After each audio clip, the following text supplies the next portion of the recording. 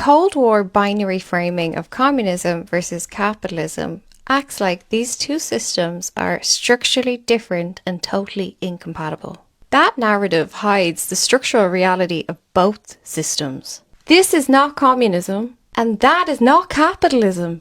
These are both systems of resource extraction designed to protect an owning class. The ideological labels were designed to prevent their populations from examining the actual mechanisms of wealth concentration and power. The Korean War and the ongoing division of Korea is one of the clearest examples of this misdirection in action. The standard story presented about the Soviet Union was that it was a communist state that collapsed. And after it collapsed, they were liberated with capitalism. The structural reality is very different. The Soviet Union had its own owning class from very early on. The Soviet Union was run by the Nomenklatura, a class of bureaucrats. Moscow kept a secret list of all of its key posts across government, industry, military, education, and culture. Only people who the Communist Party approved could be appointed. By the 1980s, the nomenklatura and their families numbered roughly 3 million people in a population of 300 million.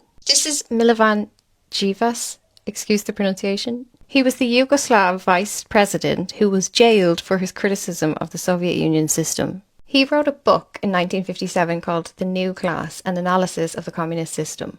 This book shows how the Communist Party bureaucracy exercised collective political control over the means of production as a new form of monopoly ownership, and that was allowing capitalist-style relations of inequality, dominance and exploitation to exist and persist and set the political direction of the Union, even if the system did not have the same official privatized capitalist class as the Western model. The state owned everything on paper, and the nomenklatura controlled the state. Therefore, the nomenklatura functioned as the owner class. Djivac called the communist Soviet system state capitalism. And although Soviet leaders vehemently denied that label, they continued to behave exactly like their Western capitalist counterparts. Even granddaddy communism himself, Friedrich Engels, anticipated this. And he wrote, "The transformation into state ownership does not do away with the capitalistic nature of the productive forces, and that the modern state, no matter what it's formed as, is essentially still a capitalist machine." The nomenclatura's privileges exist in hard facts and numbers. They were themselves a parallel economy that was invisible to ordinary citizens and denied in the state propaganda. Over 100 special stores, closed shops just for them, operated in Moscow.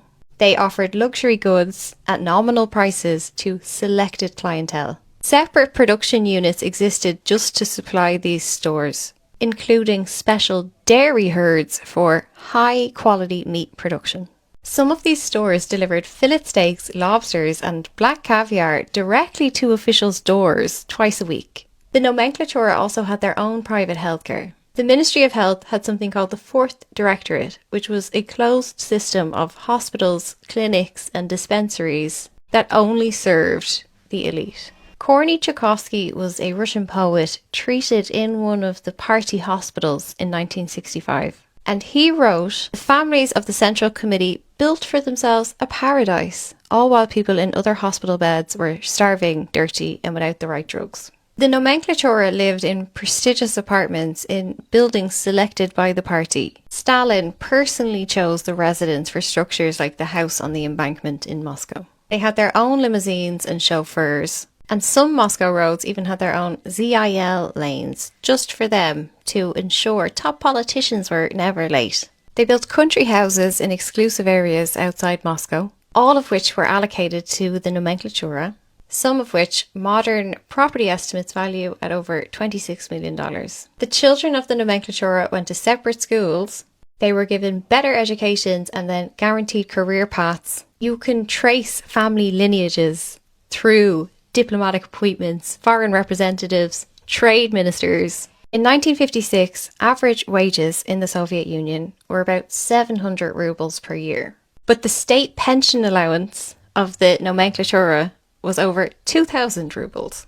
Like, on what planet is that communism? This is not egalitarianism. This is a class system that uses the language of equality to mask their entire parallel black economy of privilege. This is an exact mirror of the function of wealth in capitalist societies. This one pretends that state ownership of everything is equal and fair, while most people live in poverty and the owning class owns everything. This one claimed communism without ever redistributing any of the resources. This one claims the opposite, that the state owning nothing is equal and fair, while ignoring the structural reality of wealth concentration in the West, or the fact that most of our billionaires got rich on government contracts. This is far more capitalist than it wants you to think, and this is far more communist than it wants you to think.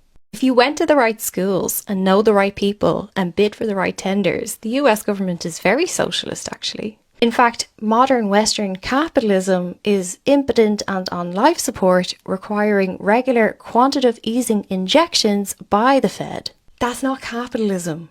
If your wealth depends on market manipulation and government contracts, that's not free market either. These two are not different. They are the same. They are the same resource extraction system. You have never experienced communism, and you have never experienced raw capitalism either. You have only experienced, on both sides of the wall, an oligarch. Oligarchs from the East and the West who sit on the same investment boards, share ownership in the same companies, usually mining, party in the same places, use the same offshore networks for their secret holdings, and they are only protected from accountability because of this misunderstanding that you think that the West and Russia are enemies, and you are willing to go to war for these men. The most absurd example of Cold War economic cooperation across the East and West is probably PepsiCo. In 1989, PepsiCo acquired 17 submarines, a cruiser, a frigate, a destroyer from the Soviet Union for payment for soft drinks. That deal was valued at over $3 billion. An American corporation trading cola for Soviet warships. This is not a clash of civilizations. This is unregulated and unaccountable businessmen.